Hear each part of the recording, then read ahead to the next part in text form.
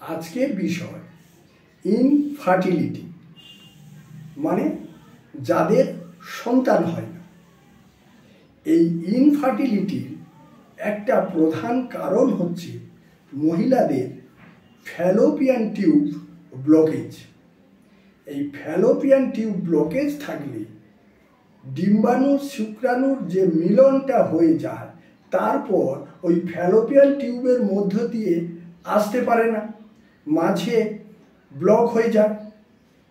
তারপর যেহেতু ইউটেরাসে আসতে পারছে না, তাই ওই ফ্যালোপিয়ান টিউবের মধ্যেই ভ্রূণ বড় হতে থাকে, কিন্তু তারপর নষ্ট হয়ে যায় এবং গর্ভধারণ হয় না।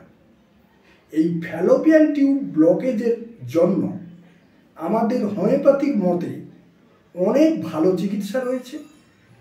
আপনারা এসে তার বিধান নিতে পারেন।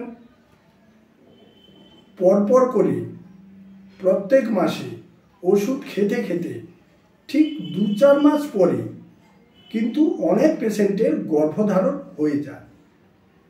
আমি ডাক্তার অরূপ সিংহ টাল, নমস্কার।